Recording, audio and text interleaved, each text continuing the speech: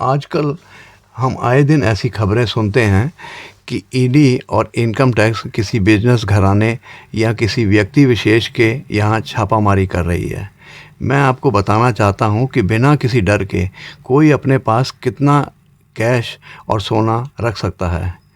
आज के money lesson में है, हाउ मच कैश और gold can you have with you. हम इस चैनल के माध्यम से आपके लिए एजुकेशनल और मोटिवेशनल वीडियो बना रहे हैं। हमें आशा है कि आप हमारे एफ़र्ट्स और को एनकरेज करेंगे। शुरू करने से पहले कृपया इस वीडियो को अंत तक देखें और इस चैनल को सब्सक्राइब और लाइक करना ना भूलें। इस वीडियो को अवश्य सेव और अपने दोस्तों को शेयर करना ना भूलें। मैं आपके आईटीआर को सही ढंग से दाखिल करने में मदद करने के लिए अन्य वीडियो भी तैयार कर रहा हूँ और मैं आपकी कर देनदारी को बचाने में आपकी मदद करूँगा। कहते हैं, हाउ मच कैश और gold can you have with you without any fear from ED और इनकम टैक्स। इनकम टैक्स और ईडी के बिना डर के आप कितना कैश या गोल्ड अपने पास रख सकते हैं। इसमें पहला पॉइंट आता है रिस्ट्रिक्शन ऑन कैश ट्रांजैक्शन। जो कैश ट्रांजैक्शन है, आपका डेली का लेन देन जो है कैश का, उसके लिए लिमिट जो सी है 10,000 है। आप एक दिन में एक आदमी से 10,000 से ज़्यादा लेन देन, 10,000 से ज़्यादा कैश नहीं कर सकते। लेकिन ये लिमिटेशन, अगर मान लीजिए कोई ट्रांसपोर्टर है, अगर आप गाड़ी की पेमेंट कर रहे हैं, किसी को ट्रक की हायर की पेमेंट कर रहे हैं, तो ये एक दिन में एक गाड़ी के लिए 35,000 35,000 तक की है। और दूसरा पॉइंट आता है restriction on acceptance of loan, deposits etcetera. ये जो लोन आप लेते हैं या देते हैं या डिपॉजिट करते हैं किसी के पास, उसके लिए रिस्ट्रिक्शन 20,000 तक की है, 20,000 तक की। आप एक दिन में किसी से भी 20,000 से ज़्यादा ना तो आप किसी को लोन किसी से ले सकते हैं कैश में, ना आप डिपॉजिट कर सकते हैं। और इसकी और लेकिन ये आप 20,000 से ज़्यादा अगर आप देना चाहें तो आप चेक से दे सकते हैं या ट्रांसफ़र कर सकते हैं उसके अकाउंट में। इसके लिए कोई रिस्ट्रिक्शन नहीं है।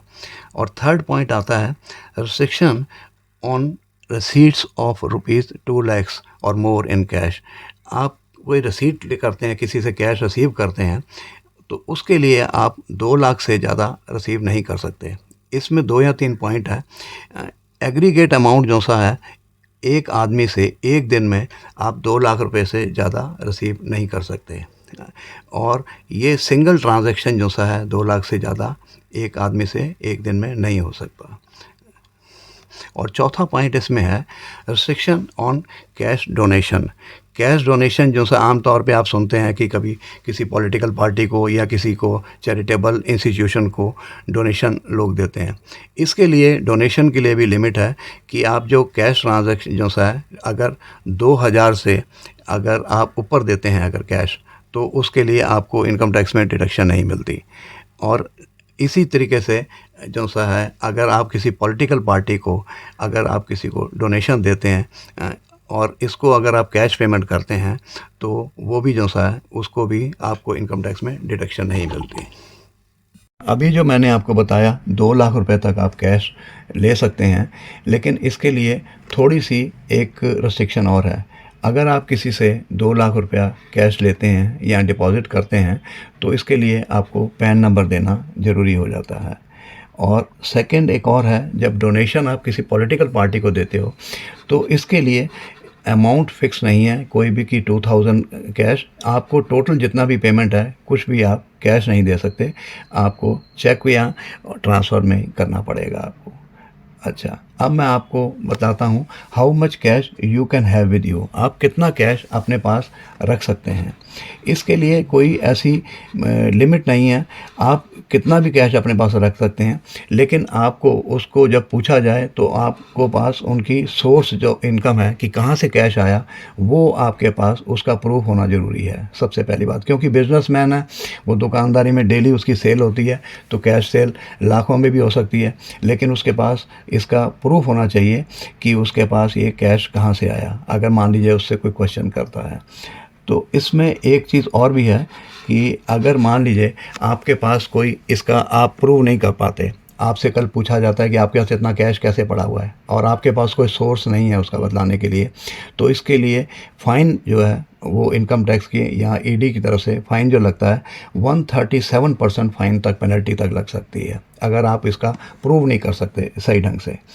और एक पॉइंट और इसमें है कि आप जो सा है कितना कैश एक दिन में, एक टाइम अगर कहीं कैरी करना हो तो कितना कैश आप कर सकते हैं विदाउट एनी डॉक्यूमेंट्स के।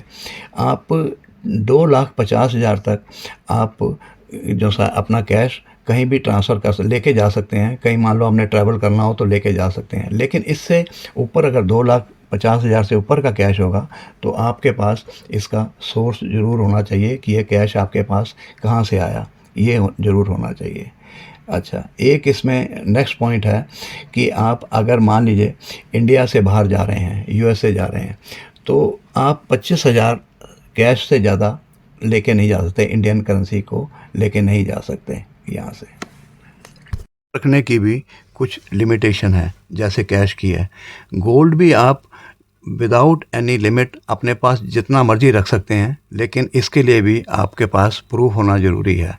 अगर आपके पास कोई पूछा जाए तो आपके पास सोर्स होना चाहिए कि ये आपके पास गोल्ड कहाँ से आया। मान लीजिए आपको अपने फैमिली में से गोल्ड आपके पास ट्रांसफ़र हुआ, मिला आपको, तो उसके लिए आपको उसकी विल की कॉपी एज ए प्रूफ होने ज़रूरी है।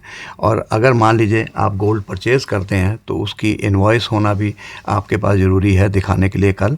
और कई बार ऐसा होता है कि कई लोग गोल्ड एक्सचेंज करते हैं, अपना गोल्ड बेचते हैं और उसके अगेंस्ट कैश लेते हैं, तो उसके लिए भी आपके पास पूरा प्रूफ होना चाहिए, एक्सचेंज का इनवॉइस होनी चाहिए कि आपके पास ये कहाँ से गोल्ड आया या आपने एक्सचेंज किया तो कैश कहाँ से आया। और अगर इनहेरिटेंस में आपको गोल्ड ट्रांसफ़र होता है तो इसके लिए विल की ज़रूरत बहुत ज़रूरी होती है। अच्छा, अब मैं आपको एक चीज़ और बता रहा हूँ कि अगर मान लीजिए गोल्ड के बारे में अगर आप एक्सप्लेन ना कर पाएँ तो इसके लिए भी लिमिटेशन है। लिमिटेशन ये है कि एक मैरिड लेडी जो है वो 500 ग्राम्स तक गोल्ड अपने पास रख सकती हैं और एक अनमैरिड लेडी 250 ग्राम्स तक गोल्ड और ज्वेलरी अपने पास रख सकती हैं। लेकिन एक मेल वो अपने पास 100 ग्राम्स गोल्ड का ऑर्नामेंट्स या जैसे अंगूठी या कुछ भी, ये उसको अलाउड है, ये अपने पास रख सकता है। अभी जो मैंने आपको बताया कैश की लिमिट और गोल्ड की लिमिट कितना आप अपने पास रख सकते हैं, इसमें विरासत में मिले और ख़रीदे गए सोने के आभूषण दोनों शामिल हैं। भले ही आपके पास सोने के आभूषणों की उपरोक्त राशि के लिए सहायक दस्तावेज ना हो, फिर भी इसे जब्त नहीं किया जाएगा। हालांकि इसमें सोने के सिक्के और छड़ें शामिल नहीं हैं। सोने के सिक्के और छड़ें इसकी भी लिमिट से अगर ऊपर हो जाएगा तब ये जब्त हो सकते हैं। उम्मीद है कि आपको ये पसंद आया होगा। कृपया इसे सब्सक्राइब और लाइक करना ना भूलें और इसे अपने दोस्तों के साथ शेयर करना ना भूलें।